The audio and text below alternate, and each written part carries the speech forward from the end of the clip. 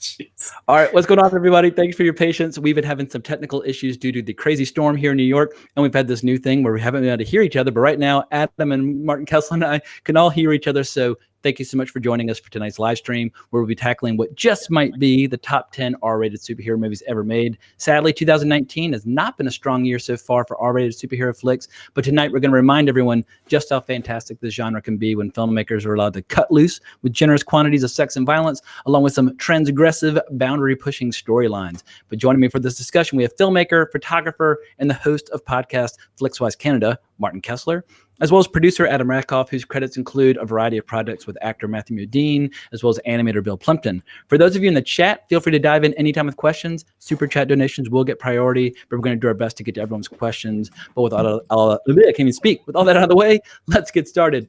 Mr. Kessler, let's ease into this first by defining our parameters. We decided ahead of time to focus on live action due to the ocean of Japanese animation out there based on manga. But as a prep for this episode, I noticed how inconsistent and contradictory my own definition of a superhero movie can be. A perfect example is Robocop, which I consider to be a superhero movie, whereas I don't consider Conan the Barbarian to be a superhero movie, in spite of his having appeared in over 100 Marvel comics right before the movie. So start us off. How do you define this category?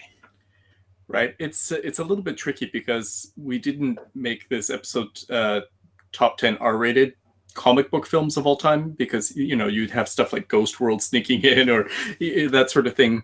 Also, so superheroes, I think a big part of it is either they have some kind of like superhuman ability, obviously, or, you know, there's got to be some kind of costume involved, you know, whether it's a cape or the Punisher's skull on his chest, some kind of a uniform costume, you know, that gives it some kind of an iconic appearance. Some it's difficult to say why you don't really consider it a superhero film or why you do. There's like definitely a gray area. There's some stuff like The Crow, it's based on a comic book. I kind of don't think of it as a superhero movie, or, you know, the comic books have other genres in them than just superheroes. Of course, you have, you know, war comic books, you have Archie comics, you have all these things.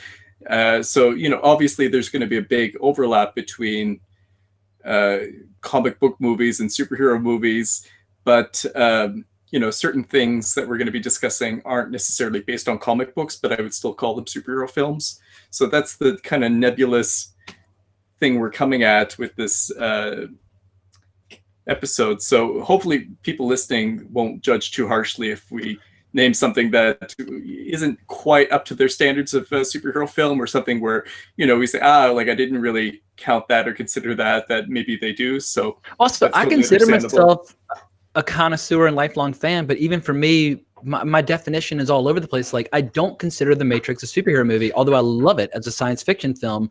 But on the surface, of course it's a superhero movie. They're wearing tights, they're wearing leather, they have superpowers.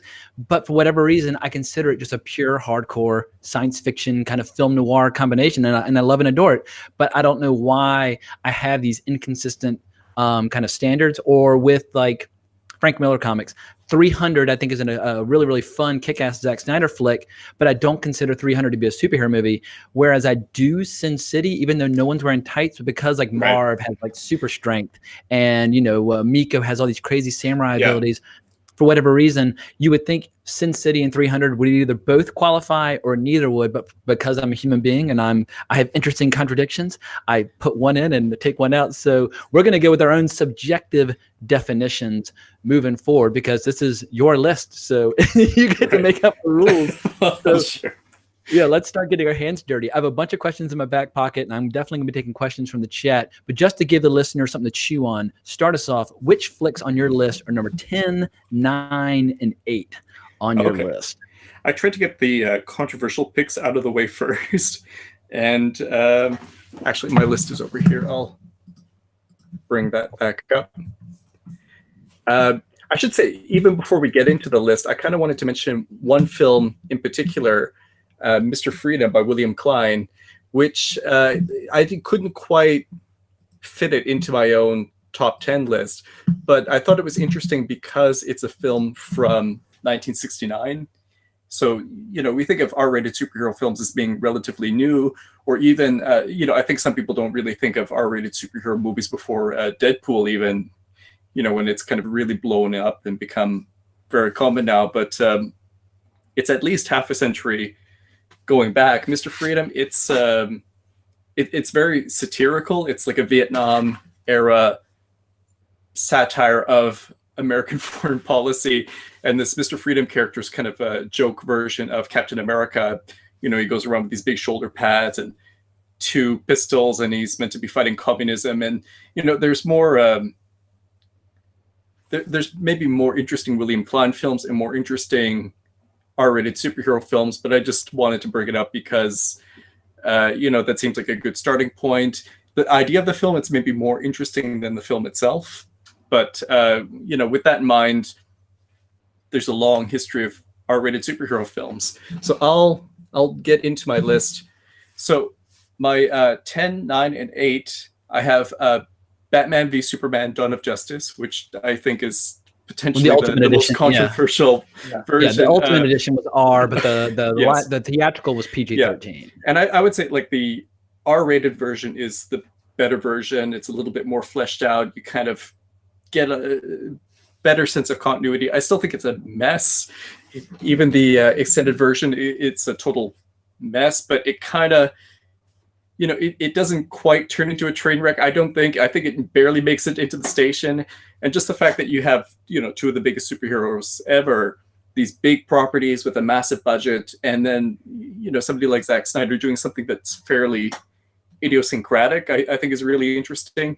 It's, maybe from a financial standpoint, it wasn't the smartest decision building a whole universe around an aesthetic and a director who's, I think got a limited appeal is maybe the best way to phrase it. If he'd stayed in the world of 300, if he'd stayed in the world of Watchmen and off in his own sandbox, but if you try to build an extended universe, like I really love moments in BVS, like when they're fighting Doomsday and you're seeing just cosmic energy unleashed on this grand scale. Like we'd never really seen godlike superheroes throwing down like that in such a fashion, and I was just in awe.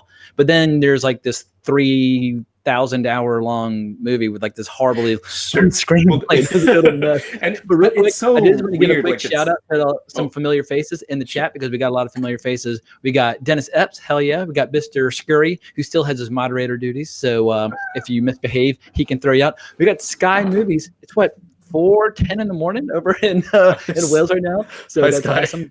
Well, I think he might still be on the east coast of the US. Oh, is he still in Florida on vacation? Gotcha. Very cool. Well, everybody check out his website, Film 89. We got Sir Duncan the Small, who's always a regular here. We got Fred Schaefer. Hell yeah, I think Fred has been to every single live stream so far. We got Quasar Sniffer, aka John Arminio. We got Joe Duffy. Oh, and so who is 402-1971? Quick announcement. If you have, if you know us from Twitter and you have a name that doesn't match how we know you, definitely identify yourself in the chat just so we can give you a proper shout out. And Joe Duffy, who's also never missed a live stream, he's we got him hanging out. So a lot of familiar faces. Hell yeah. So all right. So what is your number 9, Mr. Kessler?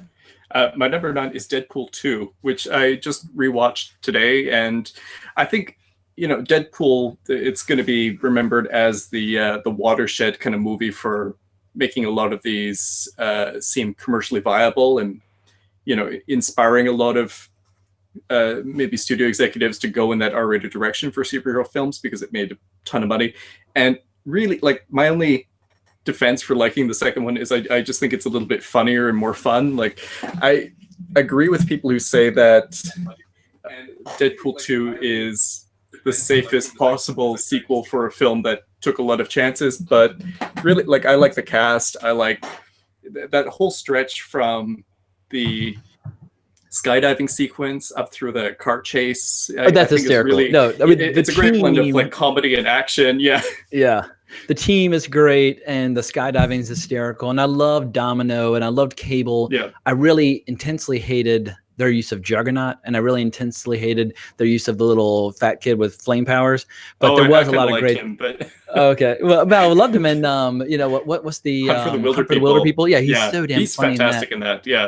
Yeah, absolutely. But I think I prefer Deadpool 1 because what it has that the other one does not have is moments where Deadpool actually is briefly serious. And I think Deadpool's at his funniest when he does have moments where he goes to the dark side. And that's also true to the comics. He occasionally will have moments of where he's not just just quipping all over the place.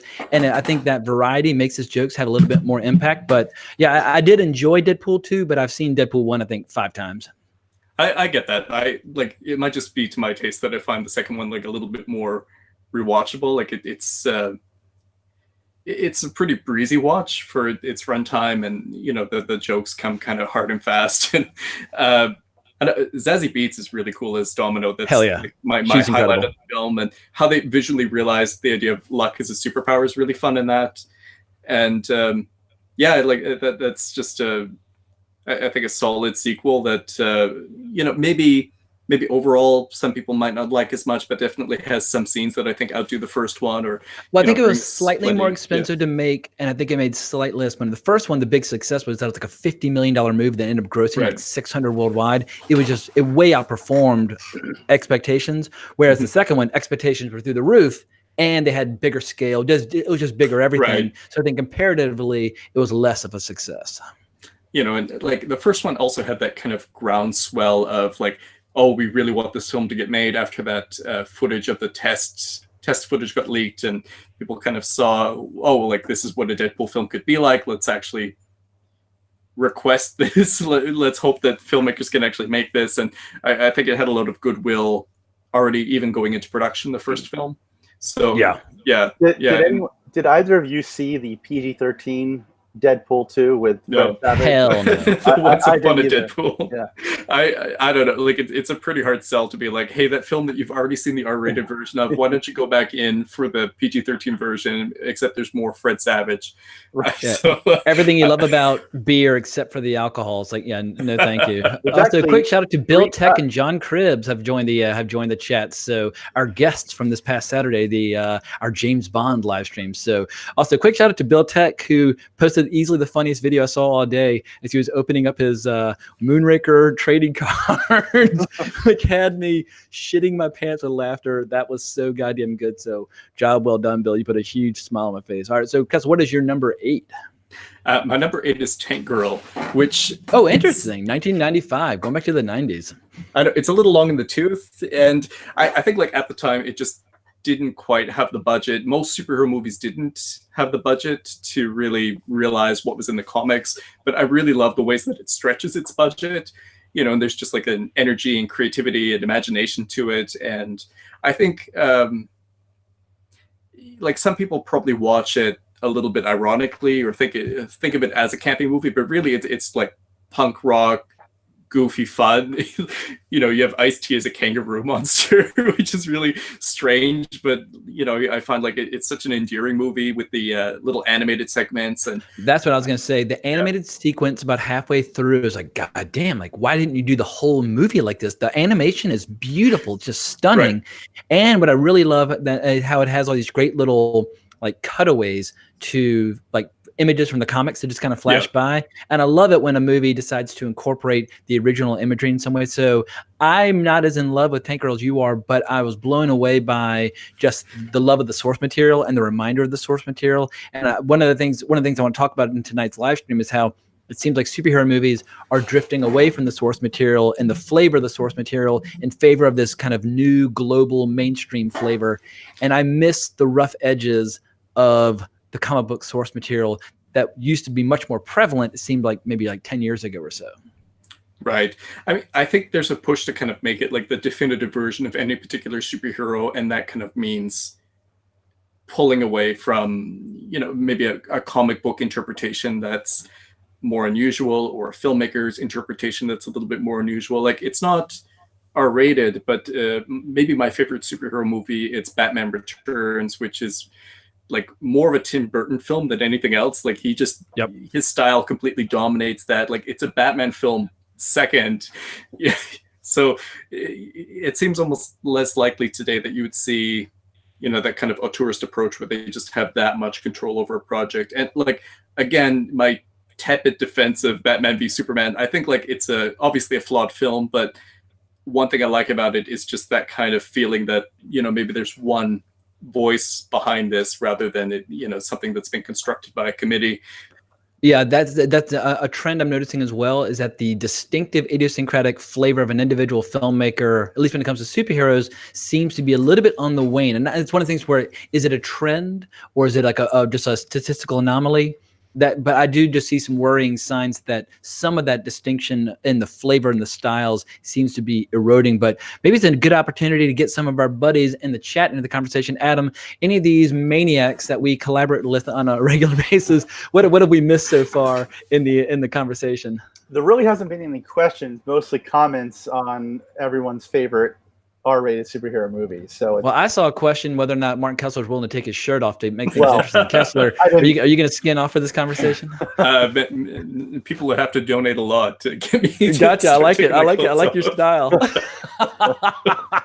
gauntlet has been thrown down. Chance. I will definitely skin off if the price is right, but I guess I will have to wait and see on what that dollar amount might be. But this might be our first half-naked podcast. Some of these R-rated superhero movies too, I gotta say, disturb me way less than like some of the PG or PG-13 stuff. Like Tank Girl, I was almost shocked going back and realizing that, oh yeah, there's an R rating on this, because like Batman Returns scared me way more as a kid. It's just like full of disturbing images and has such a dark tone, and like compared to that, Tank Girl, I could just watch as a kid and it felt like bright and colorful. And I don't know if maybe there's a bit of violence, but at the time, if people might have been uptight about like some of the sexuality, because Tank Girl's pretty,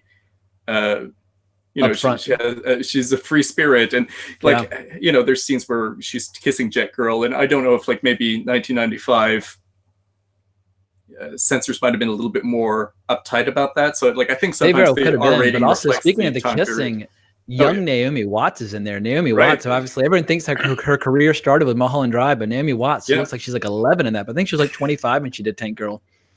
Yeah, she's fun with the accent going on, and she gets to play Jet Girl, and they're a cute couple. So Tank Girl. It's interesting what you said about Batman Returns, because I think that it was originally rated R. They had to fight to get it to a PG-13, and that's one of the reasons why I think Burton left the franchise. He felt like he couldn't make the films he really wanted to make, that they wanted to tame them too much. But that's interesting. Gotcha. I just heard like rumors about his idea for a third Batman film that he kind of left after the second one, and that's how it ended up in Joel Schumacher's hands. But like he was going to have Billy D. Williams as Two-Face, who's already kind of introduced in the second film, and you see first him, movie. like, he was introduced in the first. All the way back in the first one, right? So like, he was laying this groundwork, and you see more movies planned like that now, where it kind of teases the next film in the previous film, but it wasn't quite like sequel baiting. It was like laying the threads that you could tie into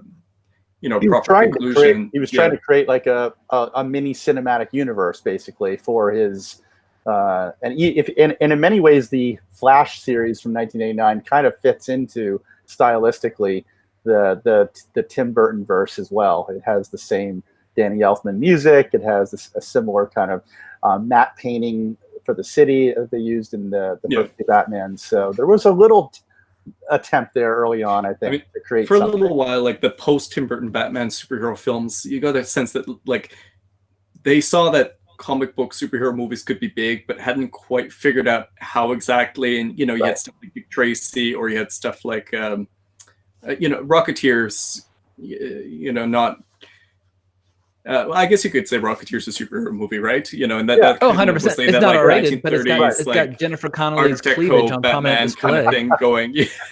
Or I think of like Judge Dredd, the Sylvester Stallone version with the world building and the kind of. Well, press pause real quick, because that is my first official question for you. Okay. Judge Dredd 1995 versus Dredd 2012. Make a controversial stand. What do you prefer and why? Well, I feel like it's sort of obvious, maybe not to everyone, but I prefer the new Dredd by far, Dredd 3D. That's actually my number 6 pick anyway, so that was going to come up. Oh, very cool. Excellent. No matter what. But like I remember when Dredd 3D was coming out, I don't know what it was about the advertising, but I already had like a chip on my shoulder when the film was coming out. Like, like I think I kind of like the Sylvester Stallone one. I know it's not exactly like the comic books, but it's a 90s action movie with the robots. That's awesome. I like that. Like the new one looks kind of self-serious. It looks like is it trying to do like Judge Dredd Dark Knight kind of a thing. And like as soon as I was in the theater and started watching, I shut right up because it was excellent. And one of the few examples of films that I think used 3D really effectively.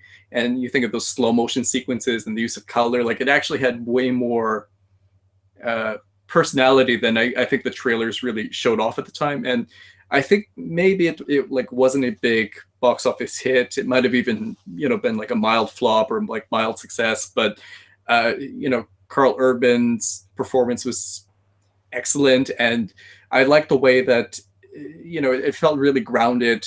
Lena Headey as the villain was excellent too. Citizen Mama. But most superhero films, they try to up the stakes. Usually it's like a matter of, they go to save the world and how do you up that for the sequel? And one thing I liked about the new Dredd film was it actually lowered the stakes and it made it feel smaller and it made it feel like just a day on the job. And, that's kind of where the satire comes in. It's like, oh, in the future, this is just a regular drug bust. Is this like an intense action movie? But yeah, every day of your life, it might be The Raid. Right.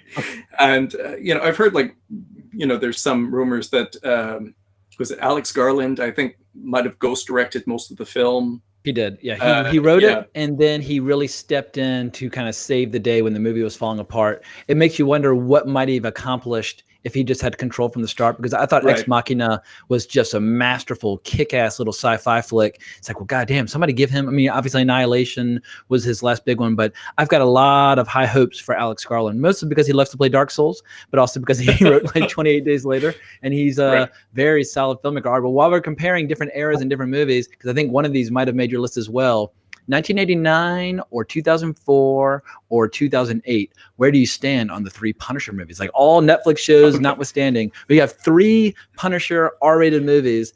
Where do you stand? Did any of them make your list? Yeah, one made my number 4 spot, and that's Punisher Warzone, the Lexi Alexander reboot, which, it's got a lot going for it. I don't know how it's kind of got this like reputation as like, oh, that one's a mess, that's a bad film. I think it's clearly the best Punisher film by far, and it's not an origin story. It just kind of takes off from the get-go. It's already the Punisher killing gangsters, and it's gorgeous. Like it's almost like unnecessarily good how good looking the film is. It has these crunched blacks and neon, and it's so stylish. And the lead performance, I think like it's very Terminator like. Is it Ray Stevenson? Yeah. Off of Rome, he played Titus Polo. It's like big hulking intimidating guy, and not like Thomas Jane. I think like his approach to Punisher was more like a lean kind of guy, or Dolph Lundgren just played him as like generic action hero kind of guy. But like Ray Stevenson's approach to Punisher, he like wasn't super in shape, but he was like a killing machine and very intimidating, and that worked well. And the great villains with Jigsaw and Looney Bin Jim, and I think probably most people might prefer the miniseries because that feels kind of more grounded in reality. But season 2 of Daredevil is my favorite Punisher. So I thought season 2 of Daredevil knocked that character out of it because he was used sparingly. Yeah. And he had that great scene in jail where he was fucking all those people up. Yeah. I just thought he nailed it. But a quick shout out to some folks in the chat that I've seen. We got Mackenzie Lambert, who's going to be coming on the live stream at some point, but definitely check out his podcast. And who else? Oh, Jeffrey Lane. Anyone else? All right. So Adam, we have a super press pause on my questions. Oh, we had a super chat. Yeah. Bill Very nice. Wants to know Swamp Thing, the 1982 film, had boobs and creepy, weird violence, but it wasn't rated R. Yet it scared me as a kid. What's up with that? Was that a Wes Craven movie? It is a Wes Craven movie, and I just spoke about it because I did my review of Swamp Thing 1 and 2, which come out this Friday. Yeah, it's weird. Adrienne Barbeau is one of the most beautiful women that's ever lived. John Carpenter's a very lucky man, and that was one of my earliest exposures to nudity, period. And it did upset me. Like when the villain, is it Louis Jordan's, how do you say his name? When he transforms at the end, really terrified me. I haven't revisited it since probably about 1983. I saw it over and over and over again on HBO because we had just gotten HBO and Swamp Thing was playing all the time. So I thought it was an R-rated movie. And when I started preparing for this live stream, I looked up, it was like PG. I was like, what?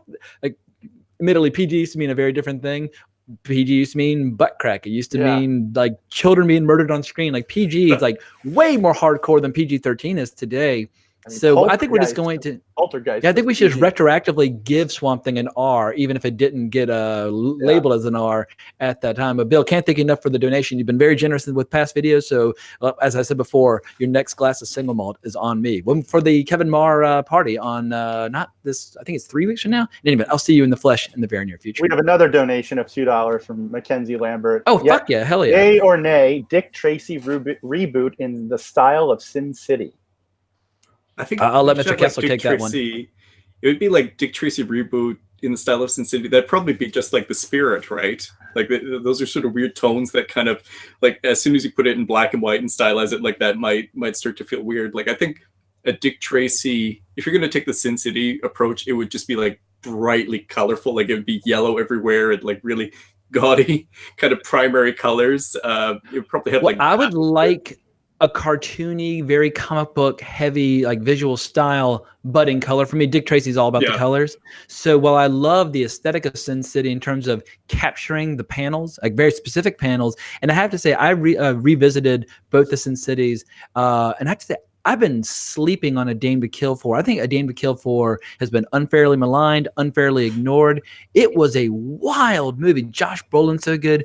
Ava Green, it might be the sexiest performance in any R-rated quote-unquote superhero and or comic movie ever. I mean, I was like absolutely is like the queen of giving like sexy, overly good performances in films that sequels that to Frank Miller stories. Or I don't know what, like, because she's also in the 300 sequel. And Dame to Kill For. Have you seen any of the behind the scenes? I have not. I've seen I saw Sin City in the theater, and then I saw the extended version where it just breaks up all the stories into 4 separate short films. Where I don't really like how it doesn't even feel like a movie anymore. I kind of like the interconnectivity between all the various stories in the original cut, but I appreciate the additional footage. But I like A Dame to Kill For because it's all jumbled together and kind of stirred into the same pot. And I like to see how all the stories overlap.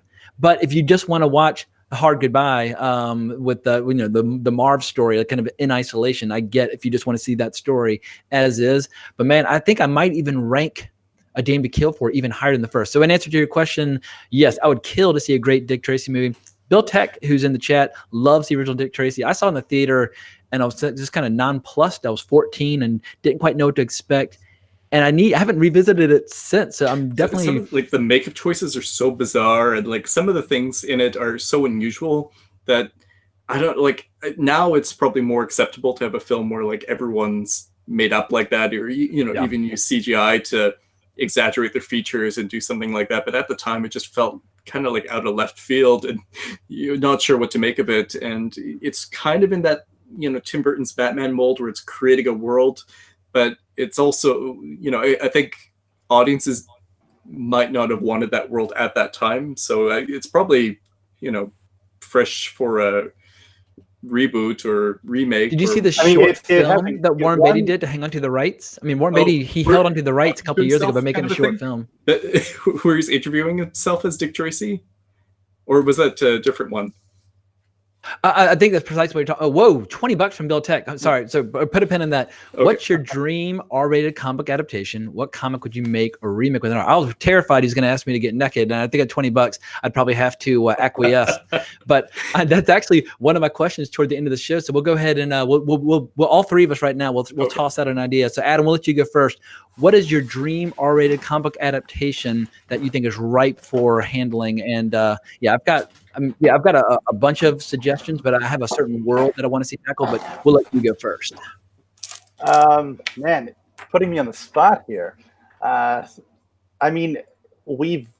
love seeing mainstream, Marvel and DC characters handled in a more mature manner, which is why I agree with you. I really enjoyed the Ultimate Edition of Batman versus Superman. I mean, like you said, it has all these amazing scenes that by themselves are just incredible, like the warehouse battle with Batman. Just it's just I can watch that over and over again. I would like to see more movies tackle these heroes in that sort of adult sensibility, and not just the Ultimate Edition, but the actual theatrical versions. Really, any of the I would love to see X-Men handled in a more mature manner. I think that could be incredible. It doesn't have to be like hardcore violence, but I just think these movies should be a little more dark than what we've been getting. And I've always felt that, as we've discussed previously, that a lot of these, like Dark Knight and Dark Knight Return, Dark Knight Rises, really should be R-rated movies. They just didn't include any blood. So as a result, it's an R-rated movie with lots of killing and lots of people getting beaten, but there's like no consequences for it. There's no, it's actually in a way worse because kids think, oh, that's how people die. Okay, where no, it's more like Saving Private Ryan in the opening. So it's I can't put my finger on a single superhero or comic at the moment, but I just would like to see the entire genre handled a little more maturely. Well, I've got one word: Wildstorm. That is like, it's teed up to be the perfect R-rated superhero shared universe. And just to see Warren Ellis's Stormwatch and Warren Ellis's The Authority, Warren Ellis's Planetary, which are all kind of immersed in that world, I would give y'all's right arms and maybe my left arm to see that world fleshed out in the proper way, and just get Warren Ellis. We've seen Warren Ellis wrote probably the best G.I. Joe movie we'll ever see. He's just an incredible writer. And I feel like if you read the first few arcs on Authority and the first few arcs on Planetary, it makes you fall in love with comics. Those were what brought me back to comics after a several-year hiatus. So that would be my answer. But Mr. Kessler, see you holding some comics up. What do you got for us? I just wanted to echo your comments on The Authority. I think, that would be sort of a dream, big-budget, R-rated superhero film. It has the right kind of tone, sense of humor, sense of action and violence, interesting characters. It has this like sort of Paul Verhoeven satirical edge to it, which I think would translate to the screen very, very well. Seeing kind of faux versions of popular superheroes, being bad or getting blown apart. Or you get to see Batman and Superman basically like as boyfriends. Like two of the most popular characters. I was going to get use more profanity, but I decided to tap the brakes on my colorful language. I think now they have like their own spin-offs and stuff, and they're the coolest characters in the whole thing. Like that, it's not making a joke out of that. It's sort of making fun of things that already exist in the comic book world, and then kind of breaking down boundaries and pushing limits. And I think that's probably what people might want from an R-rated superhero film. Also, like my dream superhero movie, I don't know if it would necessarily be R-rated, but would be like a big budget Catwoman film. And the fact that there's already a Catwoman movie that, it stars Halle Berry and has like Sharon Stone as the villain, and it's like god awful, just breaks my heart. Like there should be a really great Catwoman film. Like you could do something a little bit like When in Rome, and do like a classic Catwoman story that feels a little bit like a throwback to Catch a Thief and stuff like that. Like I think a really good Catwoman film, that would be kind of my dream pick too. Yeah, it's like if we could wind back the clock and get Michelle Pfeiffer to just do like 3 Catwoman movies where she travels the world, and you could bring in secondary or kind of second-tier DC characters. Yeah, it would have been the coolest thing. I think she almost got one where like Catwoman goes to Vegas or something like that. She fights the mob. There was a script going around, and then I think like it got rewritten and then kind of pushed around and rewritten and pushed around, and it gradually morphed into the Halle Berry Catwoman, but that was like over several years of rewriting and kind of people not knowing what to do with the project. If they'd struck while the iron was hot and just made like a Michelle Pfeiffer Catwoman film, 2 years or 3 years after Batman Returns, I think that would have been a huge hit, because like she's the best on-screen version. I like a number of actresses have played the character at this point, and even the Dark Knight Rises, I kind of like the sort of How to Steal a Million, Audrey Hepburn kind of take on Catwoman, even, or, the TV shows, there's been different versions. The cartoon has a version, but like, for me, Michelle Pfeiffer's, she owns it. Peak Catwoman. Yeah. All right, I just want to do a quick shout out to some folks in the chat. Eggplant Man 21, Ghost Rider as a hard R-rated grindhouse flick would be sick. 100% agree. Ghost Rider's been sadly abused by the filmmaking process. And Andre Sarmiento, very cool to see you again. A goddamn movie, a Transmetropolitan. 100% agree. But I might even one up you and say it'd be better as a TV show, but you'd have to get Derek Robertson to at least consult as a visual consultant, and you'd have to get Warren Ellis to write the scripts. I'm committing Warren Ellis for a lot of work, but Transmetropolitan would be just absolutely sick. Tristan Lofting, very cool. So great to see you again. So yeah, a lot of familiar faces. So welcome back to everybody. But here's a quick question. Any word on Tim Miller and David Fincher working on The Goon? I gave to that Kickstarter campaign years ago. I used to wear my Goon t-shirts in a lot of my videos. Yeah, and the little sample, my understanding at the time was that they basically were doing a proof of concept. They're raising money to do like a highlight reel or at least a scene which they could then shop around and try to get off the ground. And the animation was so true to Eric Powell's source material. It looked gorgeous. It looked so damn cool. And I haven't heard anything in years, so they clearly need Adam Rackoff running their Kickstarter campaign to do better alerts, because Adam is the best Kickstarter campaign manager you could ever hope to come across. But the answer is no, I have not heard anything. But man, you're talking about missed opportunity, because what little I saw looked stunning. Yeah, definitely. All right, well, Kessler, let's get back to your list. You've already alluded to some of these, but let's give us your 7, 6, and 5 in case people are new and they didn't hear it earlier. So I think you've already given us your 6, but what is 7, 6, and 5 on your list? Dredd 3D. My number 7 is Zyram, dipping my toe into Japan it has an anime that was based on it, but it's just a feature film that I think qualifies as a superhero film. And my number 5 is Logan. So gotcha.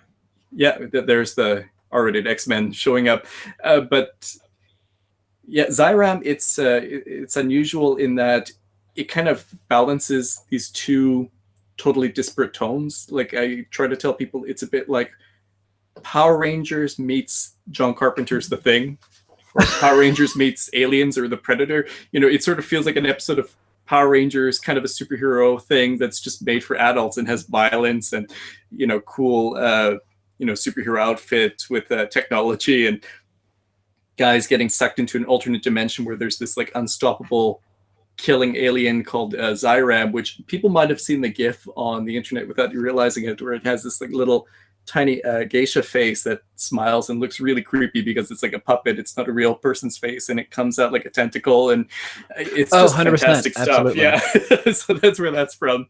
And like there are other, Japanese superhero things I was kind of looking at, like Takashi Miike's Zebra Man, but I think that's actually not R-rated. You sort of assume Takashi Miike, like everything he does is all R-rated, but that didn't pan out. And like a lot of stuff, it's sort of based on anime, and that kind of turns into its whole world. Like I think some you could make a case for are like anime that are also about superheroes. Like One Punch Man is totally in that superhero wheelhouse, and that's like very clearly, people in capes fighting.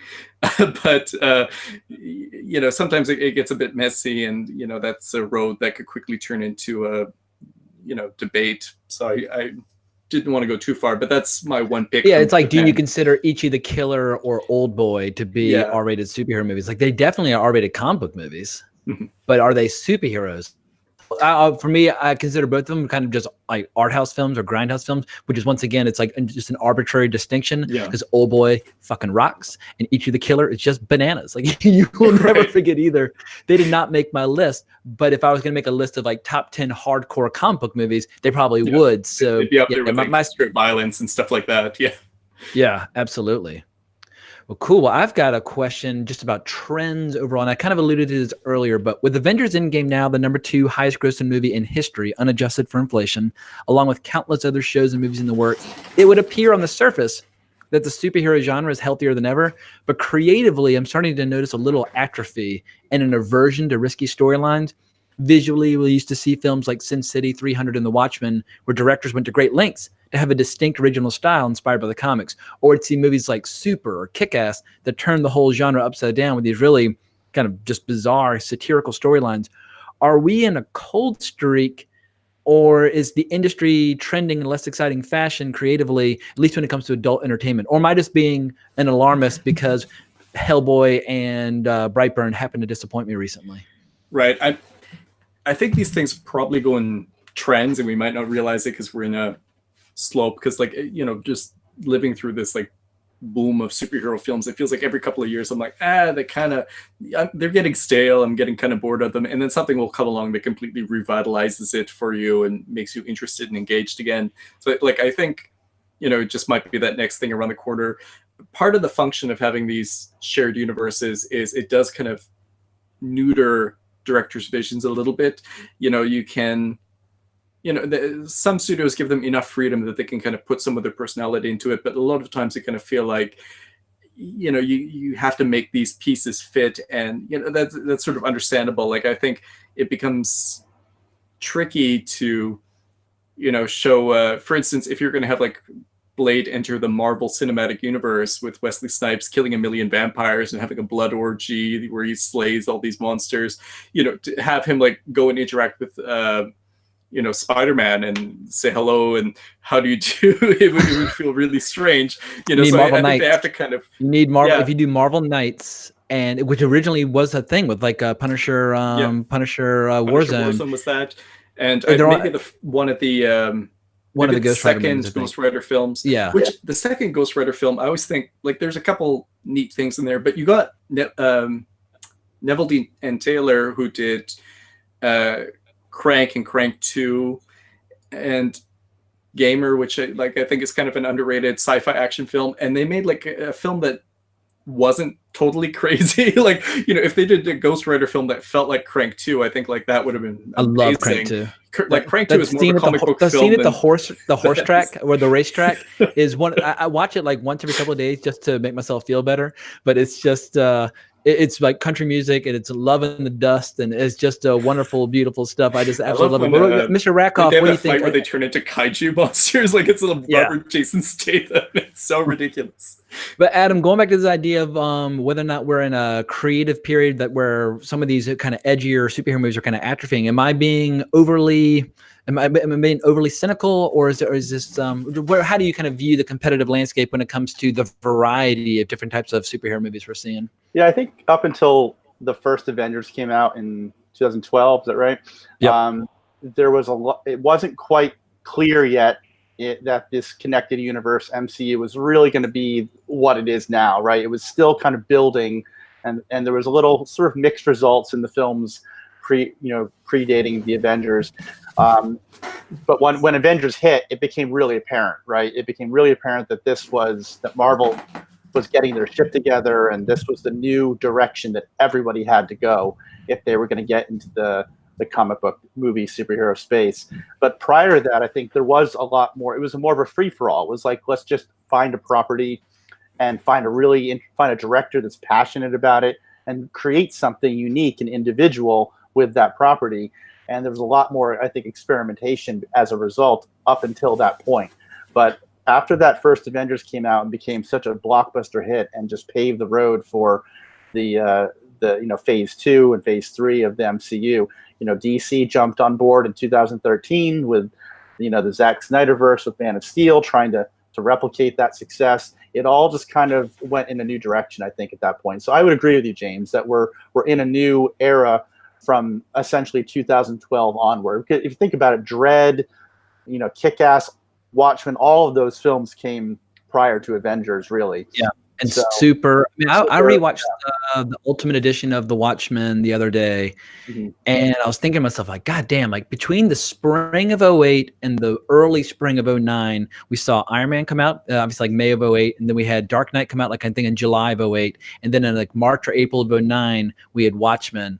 So like, God damn, like that was a decade ago, but we are talking about like a good year for superhero movies. Like that's as good as you're going to get in terms of Marvel putting its best foot forward, DC putting its best foot forward, and getting a kick-ass R-rated movie. It's like, how have we gone backwards in the 10 years since then? That would never happen. Because as I was watching the Ultimate Edition of Watchmen, I kind of poo-pooed Watchmen when it initially came out because I didn't like the changes to the giant octopus monster, which the Outer Limits Architects of Fear monster, which I really wanted. But what I noticed with the Ultimate Edition that it does better than the theatrical cut because it inserts all the Black Tales of the Black Freighter stories, it acts as a little like chapter. 3.5-hour version, right? Yeah, that's I think it's like 3 hours, 45 minutes. But it acts as Right. great little chapter breaks. And I was like, you know what? Watchmen's not too long. Watchmen is actually too short. If they had made it a 6-hour miniseries and broken up, because it adapts the first couple of issues in that maxi series extremely well. And then it starts to kind of jump around a bit and it starts to move a little too quickly. Like, perfect example would be like the Rorschach interview bit. It was way too short to have the impact that it should have had. Once again, it should have just been a great miniseries. But I think if you watch the Ultimate Edition, I don't like the animation style of the Black Freighter, but I do like Gerard Butler's voice in it. But it does break it up, so it doesn't. I just think it doesn't work as a feature. It works better as chapters in a story. And I was really impressed by how much more I liked Watchmen now than I did 10 years ago. I think it's one of those films. It's miraculous that it just kind of got made at all, and with a pretty big budget. And I think you're right. Like, structurally, it doesn't make that much sense as like a 3-act kind of film. Like, it feels so imbalanced, really, when you think about the way it's paced, the way it builds. But when you think about the issues in the series, how you would read that, it works as a sort of chapterized story that's kind of the way it's meant to be told. And I think a lot of things in the graphic novel, the series, like it's really thoughtful about the medium of comic books and how it's telling the story that way. And to translate that to film, I think a lot of that's actually inherently lost. As sort of visually faithful as the film looks to it, it sort of loses that interaction with the actual comic book medium, which makes it sort of a tricky thing to adapt to film or television at all. I actually like the changes to the story. I don't mind as much. Like, I think as far as like a screenwriting decision, to take out the giant tentacle monster and make it Dr. Manhattan, the one sort of really superpowered character that, would unite the world against this one alien. He's not an alien, but he's this sort of otherworldly godlike force that could unite everyone. Like, it actually neatens the story and plot and makes it a little bit more streamlined, for a film. I think that makes sense to me. Some of those types of decisions. I think, where it sort of struggles, it's trying to be faithful to a thing that, wasn't meant to be a movie. I think, a version of Watchmen that would be more successful as a film, or, of course, now we have the new TV series coming out from HBO. I think it would sort of have to rethink how it tells the story, and maybe comment more on superhero films. I know that Watchmen film did like a little bit with adding the bat nipples on Ozymandias's costume and stuff like that. But I think really, like, a good adaptation with something like Watchmen that's so specific to comic books might not necessarily be a totally faithful adaptation. It might have to rethink the story and rethink the way it's telling that story. And maybe that's what the series is going to do. I don't know. But yeah, we'll see. But it's like, well, as I was watching the movie, what I liked is that it's one of the few superhero movies that really looks at superheroes in a fetishistic way. And if you go to Comic-Con and you see cosplayers walking around, half of them, I mean, they're very attractive. Like, they're not designed just to be like fun costumes. They're really trying to show off like what they got. And I think most superhero movies, for whatever reason, totally disregard and ignore the sexual fantasy aspect of superheroes. Like, why I appreciated some of those jokes about Captain America's butt in Endgame. Like, man, that's America's ass. It's like, all right, they're acknowledging that people are attracted to these characters. And when you look at Malin Ackerman and her outfit, and you look at Night Owl, and you look at all these characters, like, the costumes in Watchmen were so fucking cool. And of course, Dr. Manhattan, his big blue ding-a-ling is just wagging around the entire movie. Like, it just makes me sad when I see it in 2019 safe things are. You would not see a movie opening on 3,500 screens with a giant blue dude with his dick waving around in the wind. That's just not going to happen. Even at the time, that felt like, I can't believe I'm watching this. I wish his like mouth moved like a regular person's, but like, there it is. You can't really deny what you're seeing on the screen.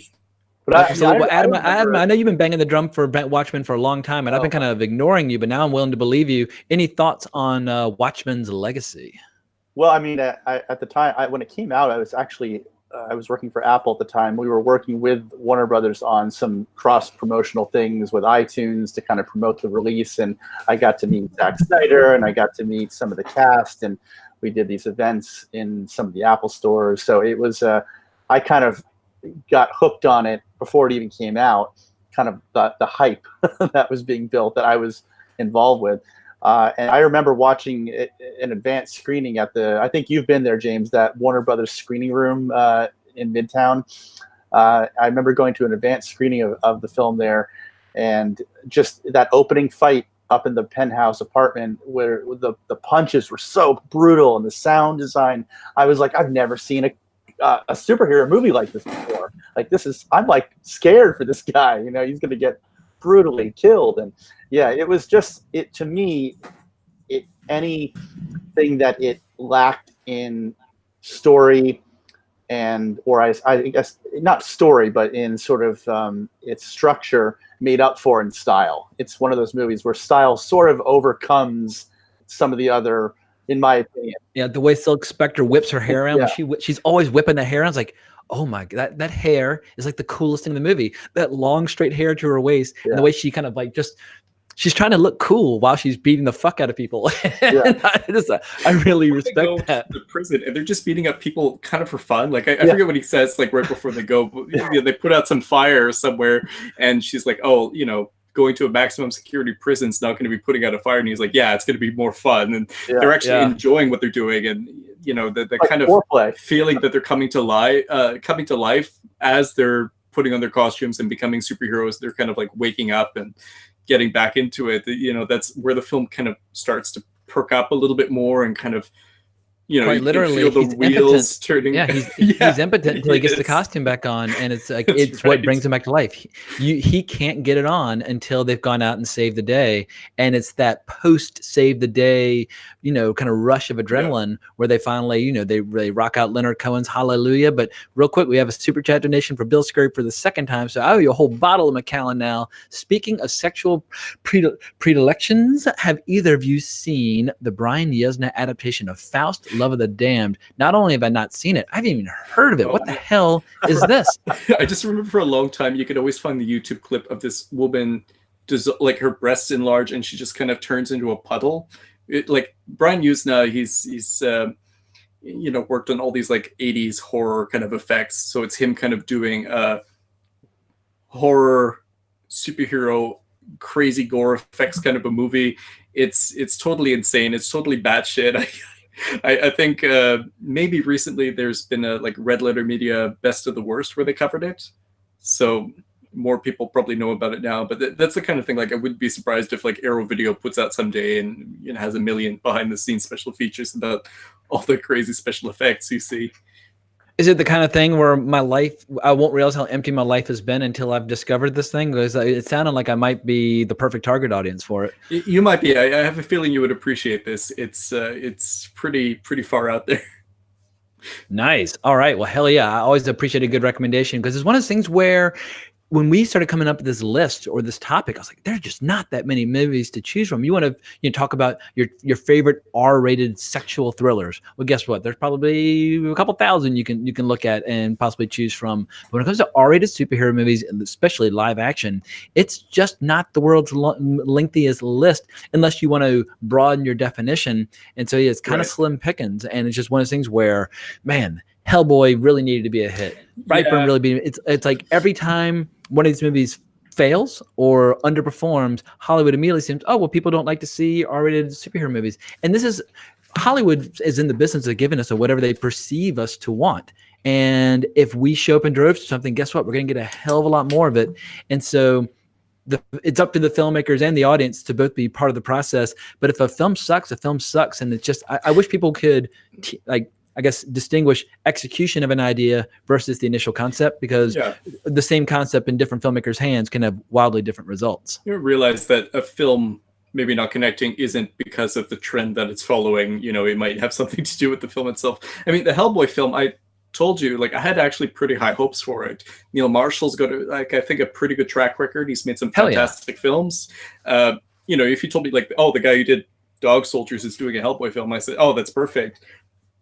I like the cast they put together, you know, and Hellboy I think should be an R-rated film. Like that's one that it kind of makes sense for. And you know, I really respect the Guillermo del Toro ones. Like I think especially now that the new ones come out, but I never quite connected with them. Like they're kind of films that I always sort of say I kind of like more, when I think about them than when I actually like sit down and watch them. I don't rewatch them that often. So I was really looking forward to a new Hellboy, a new take on it. And it just felt like one of those things, maybe there's some good elements, but it just kind of was pulled in a bunch of different directions, and you never quite got comfortable with the film. And there's sort of neat bits here and there, and I kind of like when you have these apocalyptic demons coming up and impaling people on their feet, but it's just such a messy kind of experience. I know there were rumors about behind the scenes trouble with it. I don't know how much of that was a factor. It had like how many producers? Like more than a dozen producers. Too many. Too many. So like it kind of felt like maybe there were just too many cooks in the kitchen, and that's why it turned out the way it did. Even with the negative reviews coming in, like I would have been the first person to be like, oh no, this movie's actually good. But if something's not good, you can't really force yourself to like it. Or you want to die on that hill. I kind of did die on that hill. I was one of the few people that gave it a fairly positive review. But I was just because I just like the idea. It's one of the I'm so in support of this movement of making R-rated superhero movies, where I feel like I need to kind of die on, like go to the mat defending them. But it's one of those things where Hellboy, it had great scenes, but it was kind of a mess overall. But I'm noticing we're an hour in and we have not yet finished your list. So give us your 4, 3, and 2 from your top 10 list. My 4, 3, and 2, it's Punisher Warzone. Again, I think it's pretty close to like a platonically perfect R-rated comic book adaptation. I know the podcast How Did This Get Made did an episode a long time ago, and it's like maybe the best episode of the whole show. I kind of dropped off when they stopped having guests on and stopped having like people involved with the film, coming on and kind of actually explaining. But Lexi Alexander basically talks through how it got made and how certain decisions about the marketing might have hurt it, or how like after Dark Knight came out they went and redid the soundtrack she wanted. But I think it's sort of overlooked as far as R-rated superhero adaptations go. My number 3 is Super, the James Gunn film Super. Very nice. And my number 2 is Blade, of course. I'm a Whoa, my little brother's in it. Sorry, I'm sorry, I didn't mean to interrupt you. Oh. Charles Hancock from Richmond, Virginia, who is school's out, so it's not school night. Usually he's playing a Fortnite right now, but Charles just gave $2, which is fucking awesome. But yeah, Charles, you should have dropped me a question. Charles and I are actually going to be hanging out in Italy starting this weekend. And the whole Hancock crew's going over there. So Charles, I don't know, but the rule is in Italy in terms of legal age for drinking, but we might have to get you. We have to have a beer if the Italians will allow. But that's awesome that Charles is hanging out in the super chat. I'm glad I didn't say anything too strange or perverse over the course of this conversation. But it's funny. Charles, I always use him as like a way of kind of judging. So just like, just a whole different generation and how they look at this stuff. And it's like he's really into a lot of these characters, but I've noticed it's almost always in the context of the video games. Like he's a DC fan, but it's not because he's read hundreds and hundreds of issues of the Justice League. It's because he'll play Injustice for hours and he'll enjoy the characters through the cinematics. So it's just interesting seeing how different generations are embracing these characters and how they're aware of them. And like they'll go to a wiki, like his older brother Robert, he'll go to a wiki and look up pages upon pages of background info on these characters, but not necessarily be that interested in going back and reading the back issues. So it's just interesting seeing how these characters are evolving for a new generation. But Charles, thank you so much for the $2. Your next Xbox One game is on me. But Martin Kessler, I totally interrupted you while you're in the middle of describing your 3 and 2 because I got so excited to see my baby bro. That's perfectly all right. Well, 3, that's James Gunn Super. That I don't know how many people know about it now because it's been out for about 10 years, I think. Like time flies, but that's what catapulted James Gunn onto doing the Guardians of the Galaxy films, like going from this weird independent, not based on anything, superhero dark comedy to doing giant superhero movies for Marvel. That was a huge jump. But I think Super's probably his best film. I've seen Slither, I've seen some of the other stuff he's done, but like Super is such a standout for me because the approach that it takes, what a superhero would be like in the real world. Other films have kind of done that same thing too. Kick-Ass, you mentioned, it's like, oh, what would it be like if somebody was really a superhero? Or we were talking before the show about Defender with Woody Harrelson. I love it. That's another one. I kind of love it. I love his performance. It's Woody Harrelson. You can't go completely wrong. So like But Super, though, it's really stylized. Actually, it doesn't try to make it too grounded in reality. You're actually inside the headspace for a lot of it of this person who's kind of demented. He's off. He's off. Like I think even though it's a superhero dark comedy, like really the film it has most in common with is Taxi Driver. 100%, absolutely, in a good way. But yeah, I mean, he's basically just beating guys in the head with like a wrench, and he's kind of okay at his job. But I mean, Ellen Page has never been better. I think she's damn like funny. Juno's sweet, but I think like for playing a character who's funny and kind of fucked up, and oh, sorry, I didn't mean to swear. Just demonetized. I think I already demonetized this earlier by my language. But You're cut off. Sorry, but yeah, I think it's maybe like my favorite Ellen Page performance because she kind of has a little bit of everything to do. The whole cast is really good. Like Kevin Bacon, Liv Tyler, like all the supporting cast is really good. Michael Rooker, yeah, like. Yeah. How weird is it that like Henry Portrait of a Serial Killer is like a blue person who had like a lovable character in a Disney film now, Disney Marvel. Like it's so bizarre to me that Michael Rooker, Henry from Henry Portrait of a Serial Killer, is like in Disney movies now. But yeah, in a weird way, I was kind of hoping that when James Gunn had to kind of go in time out last year, that he would retreat to making movies like Super again for my own selfish purposes. I totally get now that it was actually, they never intended to let him go. They just needed to get the merger between Fox and Disney approved, and then they could say, oh, we never actually fired him. That was just like a cover story, etc. But now we're going to get a Suicide Squad movie from him, as well as a Guardians movie. But because we get so few movies like Super or Slither or his PG porn movies, I miss the crazy, weird the dangerous James Gunn, the ne'er-do-well, the blight on society, because we have far too few filmmakers these days that are willing to be a blight on society. So I wish the next generation of those lunatics would emerge. Absolutely. Like Guardians of the Galaxy films, those are some of my favorite Marvel movies. They're so much fun. But like Super, you really get the sense that like he's unleashed. And even though the budget's like tiny, you know, it doesn't matter because, you know, there's so much creativity and the performances are all fine. Like Rainn Wilson, you know, he's done a little bit of dramatic stuff. Of course, everyone thinks of him from The Office where he's hilarious. But, you know, like he's done Hesher where he's playing a serious role. But you know, one thing I like about Super is it's right down the middle. It's that mixture of the dramatic and the comedy that he does fantastic. He does so well. Like, you know, when he's like sitting there crying and you just have the voiceover where he says, people look stupid when they cry. And, you know, you start laughing at him. And, you know, this character that you kind of can't quite take seriously, but also, you know, he has like a real threatening quality to him and the real pathos to him, and it's actually a pretty complex character. And, you know, like he takes it the superhero as like an empowerment fantasy so far where, you know, he's cracking people's heads open because they butted in line. He has such a, you know, sense of I indignation. feel those impulses when people turn on their phones at movies. It makes me want to scream, shut up, crime, and start beating him over the head.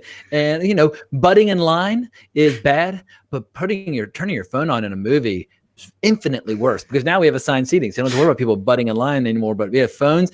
I wish I had Magneto's powers just to the extent where I could not only, I wish I could just make the phones explode like a little like throwing star in all directions and just like penetrate their hands. So they'd be like, it'd be proof of their guilt. But I don't want to get too dark since this is a show now for children, since we have a 14-year-old in the audience. But what is your number two? My number two is Blade with Wesley Snipes. Oh, cool. Gotcha. All right. I think it counts. Like it's one of those ones that's like right on the borderline of like, yeah, like, you know, because I always think of it as, okay, it's this horror action hybrid. Oh yeah, it's also a comic book movie. That's kind of like my second thought when I think of it. But, you know, it's definitely super heroics by adding in the action and everything. And, you know, Wesley Snipes just totally owns that character, especially the first two films I think are very, very good. And I don't know, it's such a fun world that's created. You know, you could probably make the argument like, well, if Blade's a superhero, is Kate Beckinsale in Underworld a superhero, the Death Dealer? Like, you know, certainly qualifies. Maybe it could qualify like some of that. But same sensibility, same aesthetic. Same Adam, thing. Adam, I just saw you perk up because we have yet another Hancock in the chat. We're multiplying. Yeah, we got Robert with my family's big. But yeah, Robert Hancock, who also will be joining us on the trip, who's slightly older. He is also a gamer. Also, he's probably read more comics than any of my other siblings, although Billy Armfield is probably in that competition as well. But Robert has read most of Jason Aaron's run on Thor, and he also reads a lot of science fiction books. So Robert and I we bond over our mutual love of fantasy, sci-fi, comics, and that sort of thing. But yeah, he usually is playing something like Skyrim while Charles is off in the other room playing Fortnite. But I'm very proud of my baby bros, and yeah, we're gonna be hanging for a couple of days, and they're actually gonna be in New York pretty soon as well. But Roberto, hello, thank you for the donation. I will buy you your first beer if you don't already drink once we get to Italia. All right, well, Adam, have I missed anything else going on in the chat while we've been chatting? Because yeah, I'm tickled pink that Roberto and Carlito are hanging out with us in the chat. It was it was brought up. The question was brought up about Toxic Avenger. Is this one? And I said, we definitely consider that to be what was it? 80? Was it 84, 85? 84 is the initial release. And I think it may be 86 on VHS or something like that. Right. But definitely a superhero character that is R-rated. And pretty hard R at that I saw it for the first time ever a couple of days ago, really? And at least for like the first half, I laughed and laughed and laughed. I had so much damn fun. I remember seeing on VHS, we would just watch all the gross scenes, like when they're trying to run over the boy on the bike and to get 28 points. It's just like it like kind of scarred me as a child watching that, but. Oh, and they get better. I don't know if you've seen any of the sequels, but like Toxic Avenger 3, Citizen Toxie, like they actually increase in quality as you go further along because it kind of became like the Troma flagship character, I guess. Yeah. And like again, that sensibility obviously fed into James Gunn, who started off at Troma, and like Super, you can kind of see like it looks like a Troma character with the messed up mask and everything. And there were other like Troma kind of superhero type characters, Sergeant Kabuki Man and stuff like that. Hell yeah. There's definitely that kind of dark comic R-rated sensibility that James Gunn came out of, and it's sort of funny to see that influence eventually make its way into the mainstream superhero movies. We need a new Troma, though, man. I love the fact that James Gunn graduated from Romeo and Juliet, where he was a writer and kind of like behind-the-scenes director, to doing such big and great things. But when you watch something like Toxic Avenger and you have this atrocious, like non-actor, like unintentional comedy at play, I miss just these completely, utterly deranged movies that not only are not trying to pretend to be good for you, because I feel like so many filmmakers today try to pretend like they're giving you vitamins or this is going to ennoble the human spirit and this is going to make you feel like a good person. I want movies that take you right down to the gutter where you just wallow in the filth and the depraved behavior of despicable characters. And it's such the 80s. I made so much fun of the 80s and the early 90s, but I didn't appreciate them at the time. But there's something just glorious about a movie that's trying to do nothing other than make you laugh at the most ridiculous, just juvenile humor imaginable. Right. And I just feel like that style is so frowned upon right now. Lloyd Kaufman, who directed Toxic Avenger and obviously founded, Troma Films, he actually is very active on Twitter. He's retweeted me randomly several times. I'm just like, how are you, Lloyd Kaufman, discovering me? I have no idea why you're retweeting me, but that's what's great about Twitter. Some of these old school directors have found a new voice to reach their fans, and it's he's got a really fun account. I'm subscribed to their newsletter, and like he does find new young filmmakers and finds people to work with, and it seems like he's always kind of, it's a little like a step below that Roger Corman school. But, right. He does kind of find, new filmmakers all the time. And some of them might have careers that go past that. You don't always know. Like, of course, people got to start somewhere. So like, I think he's involved in that sort of thing. That 80s kind of rhyme though. I do miss that. Like, especially now, the ease of digital filmmaking, it's a wonderful thing for low budget filmmakers, but you do kind of lose something. Like I love all these the Vinegar Syndrome movies where, they take some awful direct-to-video 80s film that's kind of nasty and mean-spirited, and it's shot in 35 millimeters. You Exactly, do a new yeah. transfer and put it on Blu-ray, and it's like better than anything I'll ever shoot. You know, it's Right. actually beautiful. Well, that's I why was, that yeah. early, those 80s schlock movies, even though Mhm. they were, you know, low budget, they still had to be shot like a real film, on film, with real professional, you know, film stock and sound people. It's like they were making a movie. Today, it's like you said, everything sort of is cheapened by the ease of digital filmmaking. So everything, you're cutting corners, and everything was lit poorly, and everything had to be lit well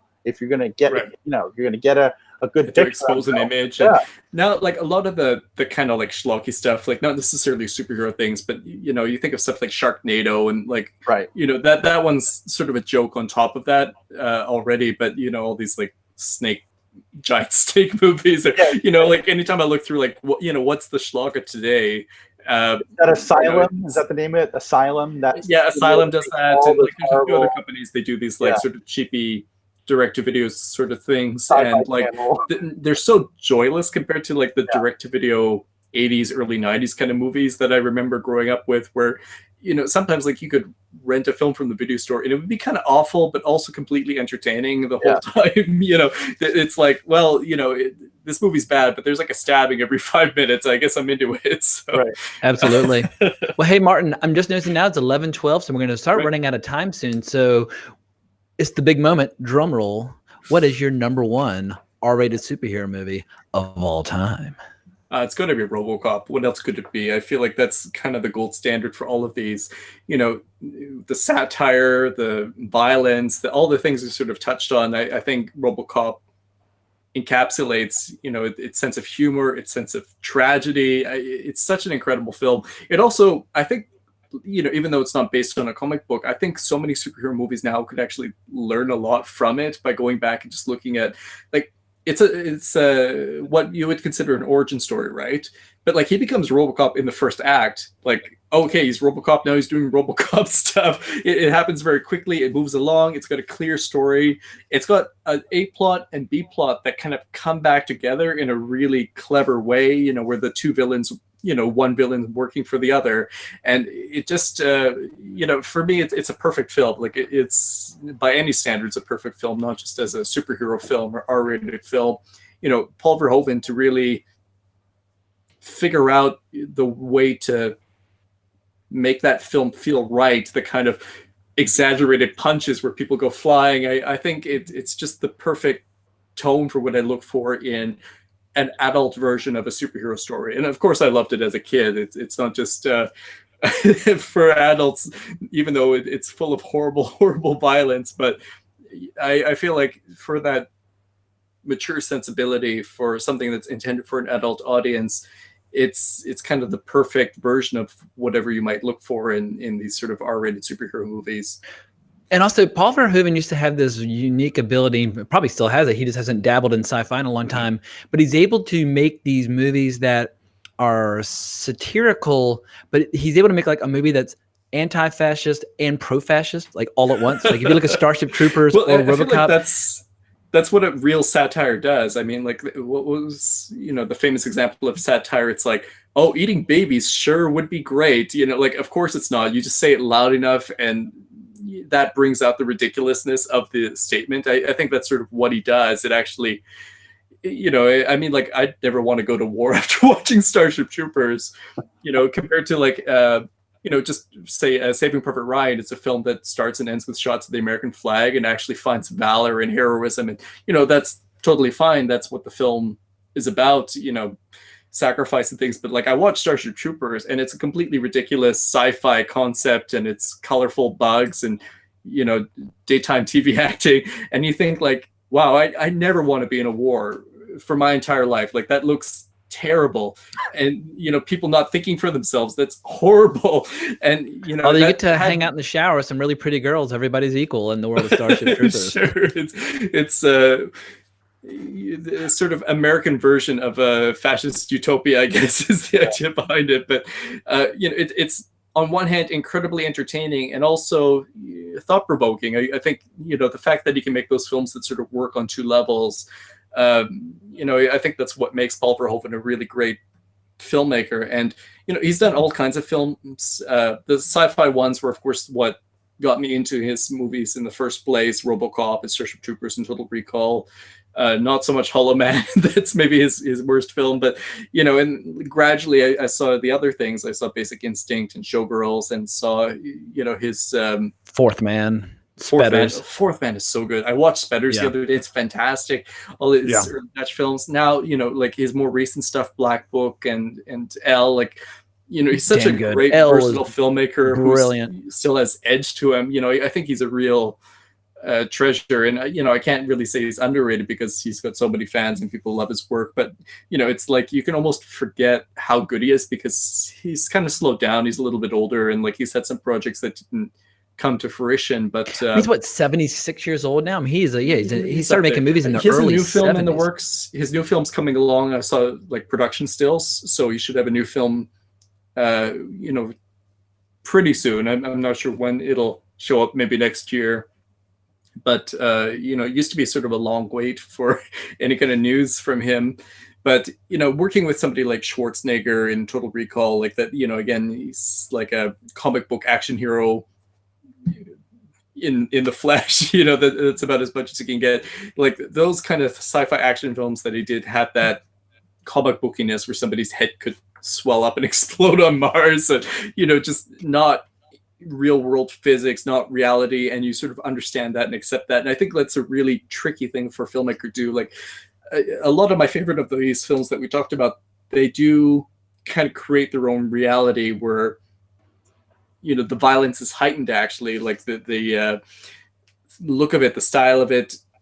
It's not trying to be realistic. I think sometimes when people want their superhero films to be kind of gritty and realistic, they might not know what they're asking for, because sometimes you get it and it's not that interesting. What's kind of interesting about the comic bookiness is when you can actually push those boundaries into the absurd or into the exaggerated. When somebody's head blows up, they really blow up. Or if they drive their truck into toxic waste, they emerge like the Toxic Avenger in seconds. I mean, it's just Robocop is a masterpiece, and I saw it when I was 11. I was enthralled, and at age 42, I'm more enthralled. And that's really rare, where movies get better when you revisit them. It has so many layers. It is I 100% agree. It is the perfect live action superhero movie, and I can't say enough positive things about it. But it's 11:20. So Adam, I haven't been following the chat because I've been actually kind of fell under Martin Kessler's spell there for a second. I was just listening to him. Have I missed anything great? Because I see I see Bill Tech, and I see Bill Scurry, and I see Fred. I see a lot of people going back and forth. But what is going on in the chat that's got everybody buzzing? It's most people are just chiming in about their about Starship Troopers or Robocop. I mentioned my favorite Chinese version, Robert Cop. It's a joke, a little inside joke that I think everyone here on the Wrong Reel crew knows about.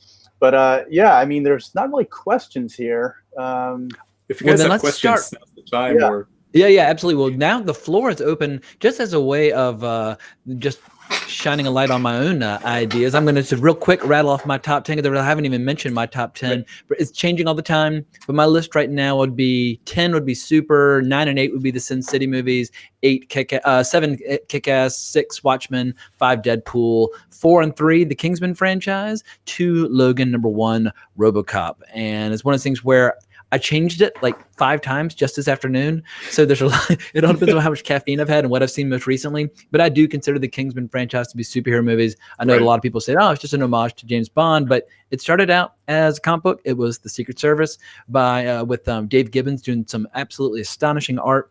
Absolutely loved and adored it. And I feel like when you get into people with robotic arms and you get into this heightened sense of reality, it feels very superhero for me, or the character played by Sophia Boutella in the first one, just one of the coolest villains in any superhero movie I've ever seen. She was so fucking badass in that. If you're running around on sword legs, sorry, it's not a spy movie. It is a superhero movie at that point. So I really enjoyed this movie, and I look forward to the prequel, and I look forward to the TV show and all the movies they have planned.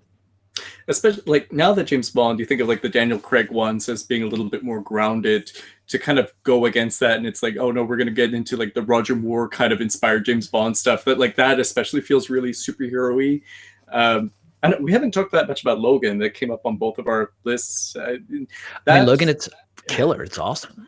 You know what was kind of great about it, like the I mean, Patrick Stewart and Hugh Jackman, of course, like they've been playing those characters so long, and getting a chance to kind of do something a little bit different with them was great to see. But I always think like the actress who played the young woman in that X-23, yeah, Laura. X-23, Laura, like her performance is really what makes the movie for me. Looking back at it now, and like I think if that didn't work, the film would have kind of fallen apart. You know, she starts screaming like in Spanish after being silent like the first hour. You know, and the idea of like giving you know, Wolverine a daughter character, like that could have gone down so badly. I think, like, depending within the how best tradition handled, of the character. but, Wolverine in the comics for years had this tradition of taking younger girls under his wing and grooming them and turning them into total badasses. Say it that way, it sounds bad. But it was yeah. I mean, never in any sort of weird like sexual way. But like in the early '80s, Kitty Pryde was that character. They even had a 12-issue limited series called like Shadow and something. Anyway, it's basically when she went from Kitty being Pryde, like or Ariel, in the cartoon, like Jubilee, or you know, I think of the first X-Men film, Rogue. Like there is that tradition with the character, and you know, that relationship that formed between them, like, was really effective. You know, like I tell people, I was kind of like, I don't know about this film a little. You know, what about the bad guys? Not that memorable. And then, like, you know, get to the end and she calls him dead, and I was crying. Like, you know, oh, the film it worked on that emotional level. It kind of bypasses any sort of,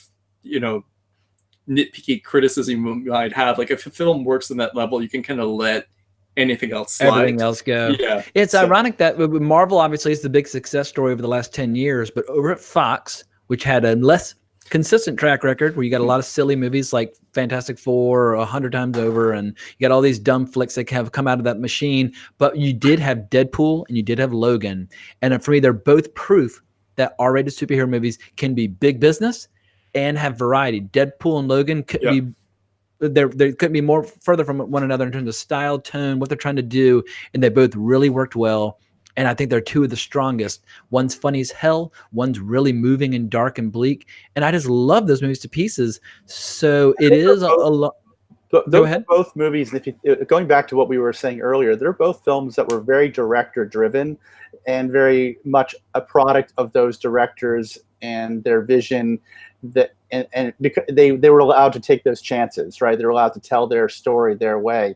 And so I guess there are a few examples of these better films sneaking in that are director driven after 2012, but they're fewer and farther between, it feels like, to me at least, in this past decade.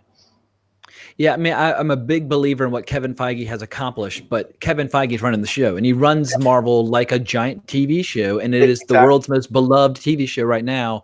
But in a show, it's writer-driven, it's producer-driven. Mm-hmm. You like, unless you have David Lynch doing Twin Peaks: The Return, you just don't see directors coming in on a TV show and putting their fingerprints on individual episodes. It just doesn't happen. It's not in service of the material. But if we had a Marvel Knights logo, like a brand within a brand, where you could see Blade chopping up vampires, or you could see just these really interesting, darker, supernatural characters coming in, it would just be such a wonderful boon to fans who don't want to see just movies like Ant-Man and Captain Marvel. Like, if we just had movies like Captain Marvel and Ant-Man, I'd quit Marvel entirely. I think the Russo brothers' style is so perfectly, like, I think they're making their movies their way. It just happens to be like the Marvel house style. Right. So it was like a perfect harmony.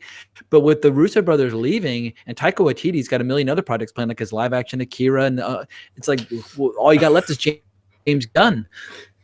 We have a question from, originally from Joe Duffy. John Cribbs repeated it. Do we think that Demon Knight, the Tales from the Crypt film, is a superhero movie? I didn't consider it for this episode, but I could see where you're coming from. There's a couple, like, ones that was sort of borderline on. I thought maybe if I mentioned them in the chat, people would start yelling at me in the chat. But yeah, I think you could make a case for Demon Knight, maybe. Yeah. Tales from the Crypt, like, yeah, especially like supernatural kind of stuff. If there's action involved, it does. If Spawn is a superhero movie, then 100%. Spawn. Yeah, I mean, we haven't talked about like some of the upcoming R-rated superhero movies maybe in the works. That's maybe fire away. Sure, Spawn is the one I'm looking most forward to, and Todd McFarlane kind of deciding that it should be low budget and it should be scary, definitely is exciting to hear. I think like the Spawn movie from the 90s, it's there's some interesting stuff there and some fun stuff, but a lot of it kind of feels like a big miscalculation. It felt to me like they were trying to make a superhero franchise. Like they wanted action figures, they wanted to turn it into the next, kid friendly or teen friendly. I mean, I saw that as a kid. I saw that in the theaters with my father, and like it was fun as a kid, but you think it like as an approach to Spawn, what's a million times better was the HBO animated series, which was very like brooding and very adult and moody, and you'd hope that a new Spawn film might be a lot like that. Jamie Foxx is R-rated Image shared universe. We need Savage Dragon. We need all these. Yeah, we need all these guys. But it's one of those things where we need a shared universe apart from Marvel to actually work. I mean, shared universes are so great in theory, but no one's been able to make one stick except for one guy, Kevin Feige. And I feel like sequels are easier to do, but Image is perfectly teed up to be an awesome shared universe. There's so many other for Savage Dragon. Think about it. Yeah. I mean, you could have a live action movie of the Max that would be wild. Yeah, I just want more variety. It's just one of the things I love and adore Marvel, but I don't want it to be the only game in town. Well, and now that like with the Fox merger, there's some stuff where you don't know exactly what's going to happen in the future if they're going to become Disney-fied. Like one that it seems like it keeps getting pushed back every time I hear something new about it is the New Mutants. Was supposed to be R-rated X-Men horror story, right? Like I don't even know what's going on with that. Like it's coming out next spring. Is Disney gonna just like maybe they said it was gonna come out before that, so I don't know. They keep kind of changing the release dates on that, and part of me wonders like, is Disney just gonna like shelve it or completely recut it and reshoot it? I wish they'd shelve Dark Phoenix. Taylor-Joy gonna look completely different if there's like reshoots. Or Macy Williams. Macy Williams was like 17 when she shot it. She's like 22 now. But, right. So like I don't know what's gonna happen with stuff like that, because if it doesn't quite fit into what Disney's vision is, is it just going to get squeezed out? Even somebody like Deadpool, they might keep it around if it makes money, but they might not know what to do with it. I think they keep Fox as a brand within a brand. They will continue to make Fox movies so they can make like Aliens movies and Avatar movies and things like that don't feel like Disney. I mean, Disney is princesses, Disney's cartoons, Disney is Marvel and Star Wars. They're what was it called? They would have like studios underneath them where they could brand stuff that was more for adults, like absolutely. I think they keep Fox going just so they have a home for Deadpool, if nothing else. But it is now officially an hour and a half in, so I'm going to give y'all a chance to plug and promote anything you work on, your social media, as well as making any final comments on this topic. But Adam, we'll let you go first. What do you got cooking in the oven? Where can people find you? And do you want to make any final just thunderous points on this topic? I'm on Twitter at Adam Rackoff. That's my one and only social media presence. So feel free to follow me. I'll follow you back, and we can keep talking about comics and superheroes and movies all day long. I got nothing really big to plug at the moment. I'll just say that a fun little, it would be R-rated short film is, if you haven't seen it, The Punisher: Dirty Laundry with Thomas Jane. It's a fun little violent 10-minute short film. You can find it on YouTube. It's essentially a sequel to his Punisher film that was released at first at Comic-Con and went right, to the internet. And I think it's a lot of fun. I would like to see more like examples like this. I would like to see more superheroes presented in short form, in little videos or little short films on the internet like this, where directors are given a chance to just kind of go crazy with a concept and have fun. Like the hardcore Power Rangers when they were adults and things like that. Yeah, exactly. I'm all for that kind of experimentation, and at least, and sometimes it could be a great proof of concept for something that might actually work in longer form. So it's for me, that's one of my favorites. Yeah, I just also want to see some that are smaller budget. Like John Cribbs just mentioned the Bill Sienkiewicz, Chris Claremont run of New Mutants, which was so experimental and so distinctive and so wild in the mid-'80s that it kind of like upset me as a kid. It wasn't like the stories were upsetting, but the style was so groundbreaking. It almost kind of like made my brain explode because it was so different from something drawn by John Byrne over the pages of Fantastic Four or whatever. But I want to see the movies do a similar thing where you have someone with the visual flair of Sienkiewicz making a movie that looks and feels totally different from the rest of the pack. And I just worry about sameness, kind of like ruling the day. And that's the kind of the death of creativity. Right. But Mr. Kessler, where can people find you? Where can people find your podcast? And any final, just earthquake, just recommendations or suggestions or ideas that you want to throw our way? Sure. Usually over at flixwas.com, where I have the Flixwas Canada podcast. It's going to be a busy month next month, I think. Usually I'm on Twitter at Movie Kessler, tweeting all kinds of movie things and where I make announcements for new projects. Maybe the only thing I want to echo is, like, really people should check out The Authority, because I feel like it never gets enough love, and it's really just fantastic storytelling, really out there, really boundary pushing. Justice League for adults. Right. So this episode's been a blast, and I don't I like my Spider-Verses. I do like family friendly stuff too, but it's fun to just kind of focus in on the superhero fantasy stuff for adults and dealing with adult issues in these films, but also being entertaining. So I enjoyed this a lot. Thank you. Beautiful. Well, I can't thank you guys enough for wanting to come on and talk about this topic. And I can't thank everyone enough in the chat for the many donations. It was awesome seeing my baby bros. It was awesome seeing so many familiar faces, and from the podcasting world and the Twitter world and the filmmaking world. Just, I wish I need to have like a way of like a second like bar that will promote all like the books that people are writing and the films they're making and all the other Twitter profiles, so that people can follow up on everybody in the chat just to see whatever they're working on, because this chat is made up entirely of creatives who have all their own endeavors. So yeah, definitely feel free to plug shamelessly anything you're working on in the chat, because I would love for this chat to become a situation where people are getting to expose more of their stuff. But hope y'all enjoyed this conversation. I had an absolute blast, and I'm going to be doing some travel next couple weeks. I just found out I'm actually going to Berlin for the season 2 premiere of Dark in a couple weeks. Because of my review of the first season, they let me help in this little documentary about that's promoting the next season. So I'll be traveling with my baby bros in Italy, and I'll be going to Dark for the premiere. So I won't be doing any live streams for the next couple of weeks, but then I'll be getting back in action later this summer. But hope y'all enjoyed the show. Can't thank you enough. But more importantly, as always, onwards and upwards.